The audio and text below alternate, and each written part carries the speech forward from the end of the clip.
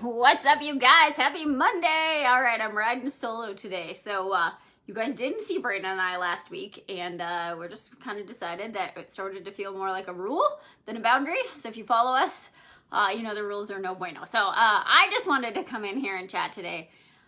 I think there's a lot going on in the world right now, but I want to tell you guys a little bit of my story and some of my journey that happened on Saturday, right? So if you followed me, you followed a lot of my journey with food and understanding that with food, it was worthiness and all the good stuff. So Saturday, I was working out with Brandon. We work out often together on Saturdays, partner workouts. It's about the only time we get to work out together anymore. When you guys jump on, give me a hello.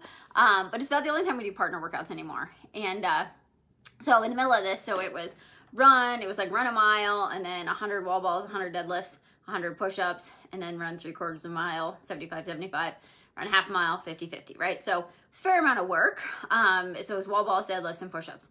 I really don't love wall balls. I am, 5 foot nothing, and the 10-foot line or the 9-foot line feels like it's really far away, but that's irregardless. So it was just get it done, right? So you can break it up however you want. So we started with 400-meter runs.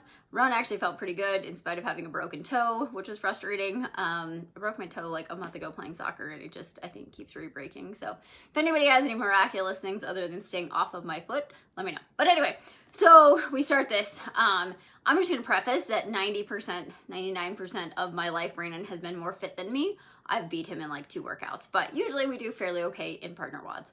So we started the WOD. I started out with a big set of 30 wall balls, which for me is kind of a big deal because I don't do that many wall balls. I'm broken. And then he did his 30, I did 20, etc. So, hey, Ryan. But then as we started to go, so we got into the deadlifts. Deadlifts felt heavier than I wanted to be. We've been doing heavy squats the day before. And then we got to push-ups, and I did like 19 push-ups or 17 push-ups or whatever the number was, and then he did a whole bunch of them. And so what happened in the deadlifts and the push-ups was that all of a sudden we weren't doing equal amounts of work, right? And so he was like taking my reps, and I had all this stuff come up for me. So I'd done a chakra meditation that morning. I had taught breath work, so I was like super in my body, very in tune with what was going on. And I started getting really upset. Like I felt like all of a sudden I was competing against him, right? So the moral of this story, you guys, is that what I realized, and here's the cool thing about self-development. If you guys are in it, if you're at the beginning of your journey, if you're years into it, right, it's always an ongoing thing. And what I realized is that when I was working out with him, what I was realizing was like I was attaching to my worth to could I do enough work, right? And so the stories kept coming up of like, you're not fit enough, you need to go harder, you need to hustle more, right? That's my old story, always, like hustle more, do more, be more, right? And I was like, well, you need to do more because he's taking your reps. Like he wasn't taking my reps, he was just doing more because he wanted to get done, right? And as a partner that's fitter, you're like, well, I'll just do some so they can keep moving, right? So I started having all this stuff come up. I was like, at first I was pissed at him, and then I was able to like pull myself away and be like, you're not pissed at him.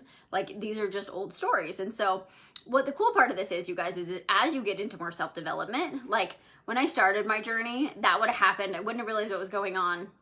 And I would have like done some meditation and journaling like the next day and then probably figured out what was going on. But the more in tune you get with you and your stories and your identities and the stuff that shows up for you, because it's showing up for all us all the time, the faster it can happen, right? Like it happens in an instant. And so like I was in the middle of wall balls going, okay, what's really going on? What else could this be? Ask my 3 favorite questions. Is this true? Is this real? Is this mine? Right? So I'm out on runs, like analyzing what's happening and realizing that like, this is all just worthiness coming up, right? And so it really got me thinking. And I want to ask you guys this question is how many things have you attached your worth to in your life, right? And so for me, I went through the list, right? So my body image issues started when I was like 14. So I attached my worth to the size of my hips, right? And in my mind, they were bigger than they were supposed to be. Then I attached myself to how good of a soccer player am I? Then I attached to myself, how good of a student am I? Like all of these things were attached to my worth, right? Then it was how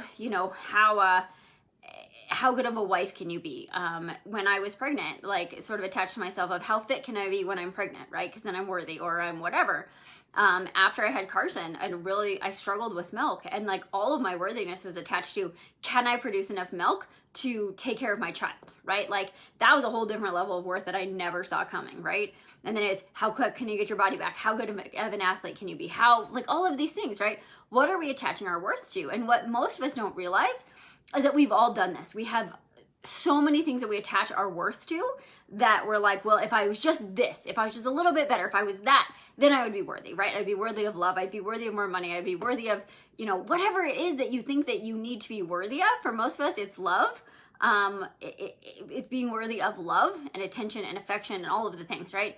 And so I was like, wow, think about all the things we've attached our worth to, right? And Saturday, I was attaching my worth to how many wall balls could I do or how many deadlifts could I do, right? And so it happens to all of us. And then you catch yourself in this like, well, I'm not good enough at my job. I'm not making enough money. I'm not doing all the things, right? And then what happens there is like, it just starts to take away your happiness, right? It just decreases your happiness because you're attaching yourself to these things that have nothing to do with your worth, right? So what I want you guys to understand is you are worthy right now of all of the things you want, the love, the money, the happiness, the freedom, the joy. You are worthy of all those things because you're here, right? You don't have to go earn any of those things. And for me, that's something that I really started to realize is that all the things I was searching for freedom, I was searching for fulfillment, I was searching for just self-love, right? Like, and the thing about self-love, total side note, is that you can only receive as much love as you're able to give yourself, right? So if you're being loved by your partner, if you're not loving yourself, you're not going to receive that love, right? And so I want you guys to think about is like, where in your life do you want more freedom? Where in your life do you want more joy?